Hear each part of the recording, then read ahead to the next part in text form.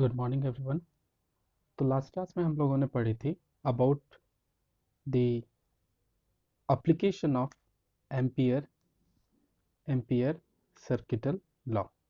ठीक है, हम लोगों ने लास्ट क्लास में इसके एप्लीकेशन के बारे में पढ़ी थी कि एप्लीकेशंस में अप्लाई किया था हम लोगों ने विथ ऑन सोलोनॉइड। और उसके बाद हम लोगों ने सोलोनॉइड्स के केस में और उसके बाद हम लोगों ने सोलोनॉइड के केस में हम लोगों ने फाइंड करी थी कि what will be the magnetic field inside any solenoid, what will be the magnetic field outside any solenoid।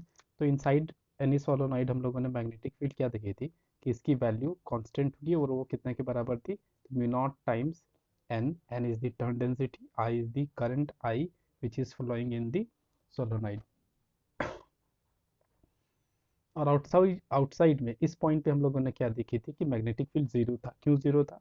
क्योंकि यहाँ पे जो आपका लूप था उसमें किसी तरह का कोई भी करंट थ्रीड करके नहीं जा रहा था। ठीक है, तो एम्पियर सर्किटल लॉ एक बार जस्ट रिकॉल कर लेते हैं। एम्पियर सर्किटल लॉ क्या कहती है हमारी? तो एम्पियर सर्किटल लॉ कहती है कि अगर आप एक क्लोज लूप बनाते हो, ठीक है, और इसमें करंट थ्रीड करके जा रही है आई, ठीक है, तो एम्पियर सर्किटल लॉ कहती है कि B dot D L which is running from the point 0 to the forming complete closed loop will be equals to mu naught times I. I is the total current threading through this surface. If the current threading through this surface, if the number of wire, you can say the number of wire increased by 1, then the total current threading will be I plus I 2I। ठीक है, तो situation पे यहाँ पे 2 हो जाएगी। ठीक है, तो आज हम लोग इसी के एप्लीकेशन को एक्सटेंड करके एम्पियर सर्किटल लॉ की एक और एप्लीकेशन को पढ़ेंगे। हम लोगों ने पढ़ा सोलोनॉइड को, आज हम लोग इसी को एक्सटेंड करके आज पढ़ेंगे हम लोग टोरॉइड को। ठीक है, चलिए शुरू करते हैं।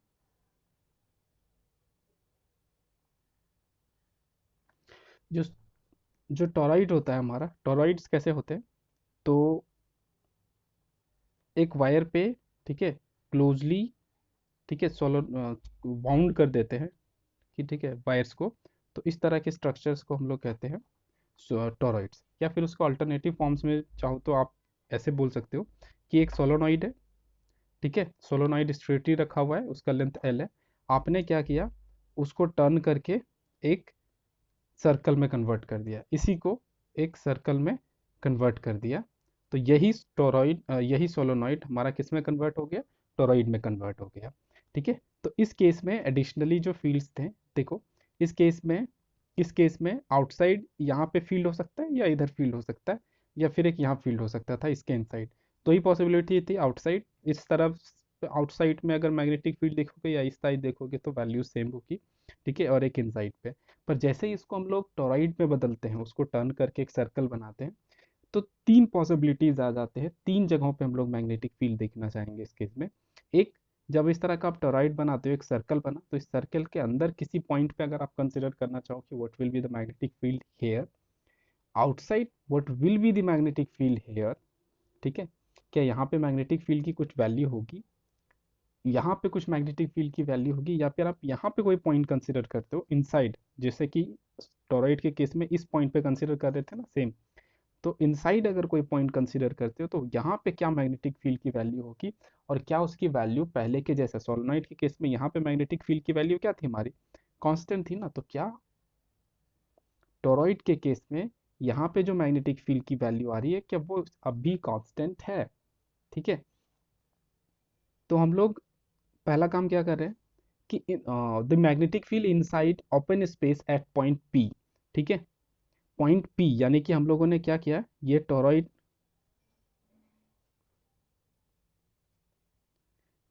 है, इसके अंदर हम लोगों ने एक पॉइंट पी कंसिडर किया। ठीक है, वहां पे फाइंड करने का कोशिश कर रहे हैं कि what will be the magnetic field. Let this point be the centre of toroid. ठीक है, तो यहाँ से यहाँ का जो रेडियस है सपोज R1 है। ठीक है, तो R1 पे ये हम लोगों ने एक सर्कल ड्रॉ कर दिया। ठीक है, ये R1 रेडियस कंसिडर करके एक हम लोगों ने सर्कल ड्रॉ कर दिया। अब पॉइंट यहाँ पे पी लो या फिर यहाँ पे पॉइंट पी लो, पॉइंट्स की ये हमारा स्पेरिकल सिमेट्री को रिप्रेजेंट कर रहा है। ठीक है, यानी कि जैसे हम लोग इलेक्ट्रिक फील्ड ई के केस में क्या देखते हैं कि कोई चार्ज क्यू है, यहाँ से पोजीशन आर पे आप इलेक्ट्रिक फील्ड लेफ्ट साइड में देखो या राइट साइड पे देखो, इलेक्ट्रिक फील्ड ई की वैल्यू जो होगी वो के क्यू बाय आर स्क्वायर ही होगी। ये आर स्क्वायर नहीं बताता है कि लेफ्ट साइड और राइट साइड, ठीक है, इसको सिमेट्री कहते हैं, ठीक है, यानी कि एक्सिस के रिस्पेक्ट में सिमेट्री होना। आप एक्स एक्सिस के अलॉन्ग जाना चाहो, वाई एक्सिस के अलॉन्ग जाना चाहो, माइनस एक्स एक्सिस के अलॉन्ग जाना चाहो, माइनस वाई एक्सिस के अलॉन्ग जाना चाहो, सिमेट्री रखती है, ठीक है। तो वैसा ही यहाँ पे इस पॉइंट पे, पॉइंट पी जो कि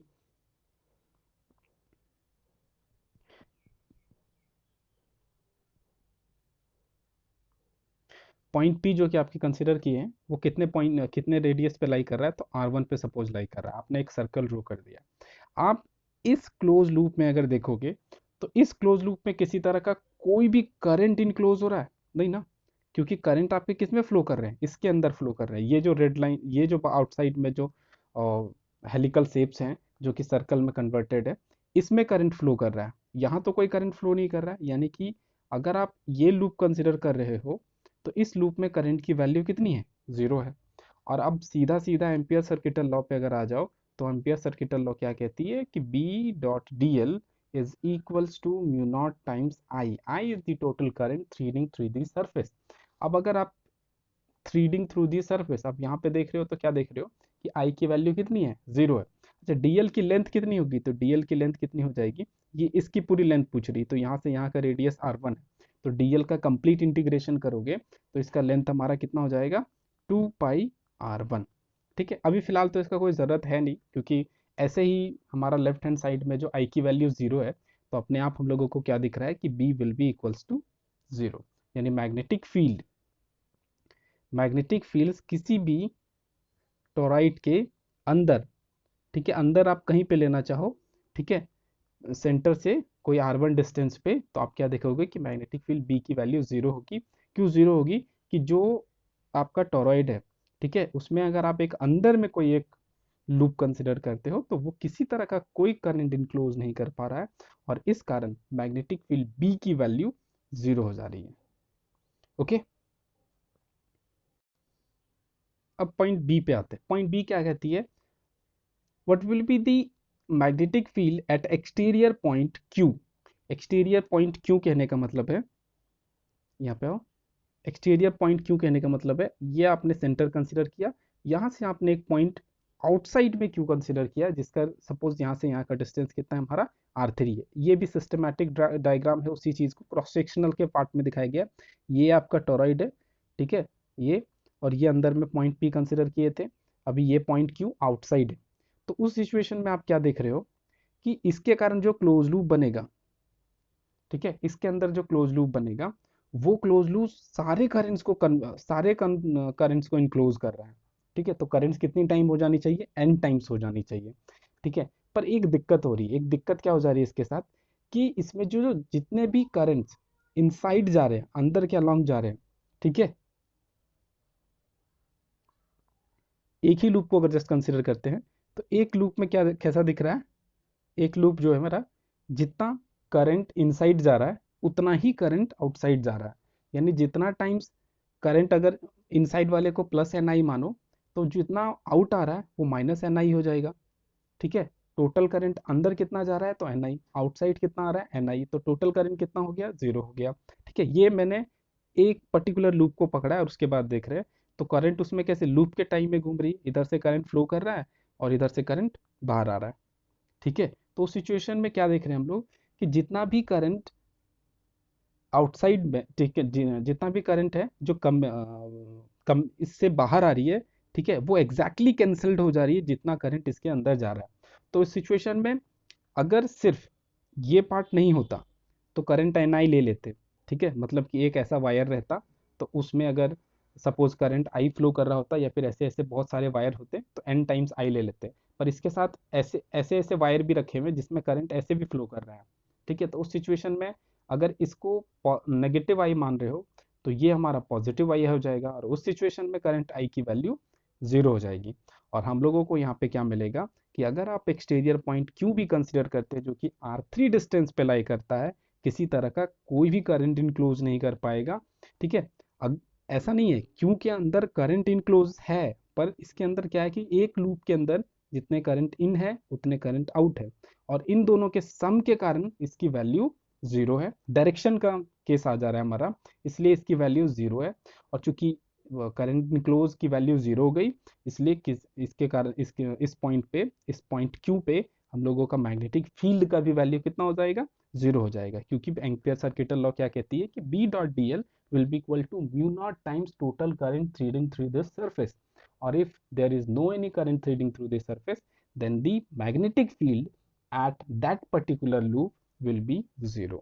Zero हो गया, ओके। अब हम लोग जिस पॉइंट पे फाइंड करने का कोशिश कर रहे हैं वो एग्जैक्टली टोरॉइड के अनसाइड लाई कर रहा है। इनसाइड लाई करने का मतलब है, ये आपका अगर टोरॉइड है तो अभी अभी आपने कहाँ फाइंड किया, एक इस पॉइंट पे फाइंड करने का कोशिश किया, और एक आपने यहाँ पे फाइंड करने का कोशिश किया कि what will be the magnetic field. अब जो मैग्नेटिक फील्ड हम लोग फाइंड करने का कोशिश कर रहे हैं, this will be the centre. तो हम लोग इसके अंदर कहीं पे, यानी ये जो ऐसे टोरॉइड्स हैं जो टर्न होते हुए एक सर्कल के फॉर्म में जा रहे हैं, हम लोग इस पॉइंट पे कहीं पे, ठीक है, ये सेंटर है, यहाँ से इस पॉइंट पे किसी पे हम लोग फाइंड करने का कोशिश कर रहे हैं कि what will be the magnetic field. Suppose यहाँ से यहाँ की डिस्टेंस आर है, ठीक है। तो उस सिचुएशन में आप क्या देखोगे कि आप यहाँ पे पॉइंट कंसीडर कर रहे हो, ठीक है, यहाँ पे पॉइंट कंसीडर कर रहे हो, और इसमें करंट कितनी फ्लो कर रही है, आई, ठीक है। Let total number of turns इसमें कितने हैं, एन है, ठीक है। तो करंट हमारा कितना टाइम्स हो जाएगा, एन टाइम्स आई, ठीक है। पॉइंट अगर इसके बाहर लाई करता, ठीक है, तो उस सिचुएशन में इन और आउट, ठीक है, इन और आउट के कारण करंट आई की वैल्यू जीरो हो जा रही थी। पर जब पॉइंट इसके इनसाइड ही लाई कर रहा है तो उस टाइम में करंट हमारी कितने टाइम्स हो जा रही है, एक लूप के कारण करंट हो गया आई, दूसरे लूप के कारण करंट हो गया टू आई, थर्ड लूप के कारण थ्री आई, अगर एन नंबर ऑफ टर्न्स हैं तो उसके कारण हो गया एन टाइम्स आई। यानी जो करंट आप आई ही अंदर अंदर फ्लो करने के लिए छोड़ रहे हो, पर जितने लूप्स में वो घूम रहा है, ठीक है, उतने लूप्स के कारण उस पॉइंट पे जो मैग्नेटिक जो करंट है, टोटल करंट है, ठीक है, वो उतना टाइम्स मल्टीप्लाई हो जा रहा है। और उस सिचुएशन में हम लोग क्या देख रहे हैं कि जो टोटल करंट उस पॉइंट पे थ्रीड करता हुआ जाएगा वो कितना है हमारा, एन टाइम्स आई, ठीक है। और वो कितने यहाँ से का यहाँ का डिस्टेंस आर है, तो आपसे पूछा जाए what will be the length of this particular, तो आप बोलोगे कि इसकी लेंथ कितने के बराबर हो जाएगी, टू पाई आर, यानी कि सरकमफेरेंस ऑफ द सर्कल। तो लेंथ ऑफ द लूप, ये लूप ही है ना, इस लूप का जो लेंथ है वो कितने के बराबर है, टू पाई आर के बराबर है। करंट इसको कितना, इस पॉइंट पे करंट कितनी थ्रीड करके जा रही है, तो करंट थ्रीड करके जा रही है, देखो ऐसे ऐसे करंट थ्रीड करते हुए जा रही है, तो कितने करंट जा रही है, तो capital N times I, N is the total number of turns in the toroid, ठीक है, I is the current which is actually you given from outside, ठीक है, two pi R is the total length of this particular loop. तो आप अगर Ampere circuital law लगाओगे तो which is B dot D L, DL जो हमारा small length है उसका जो लिमिट है, रनिंग लिमिट है, इंटीग्रेशन लिमिट, वो कहाँ से कहाँ है, जीरो टू एल, एल का वैल्यू याद रखना टू पाई आर है, will be equals to mu naught times capital N, N is the total number of turns, I is the current, ठीक है। एंड जब इसको सॉल्व करोगे, ठीक है, तो बी बाहर आ जाएगा और डीएल का इंटीग्रेशन रन करोगे तो कितना आ जाएगा हमारा, डीएल का इंटीग्रेशन टू पाई आर, ठीक है, और इसको उठा करके इधर भेज दोगे तो आपका वैल्यू हो जाएगा mu naught times N I two pi R, ठीक है, two pi R, where N is the total number of turns in toroid.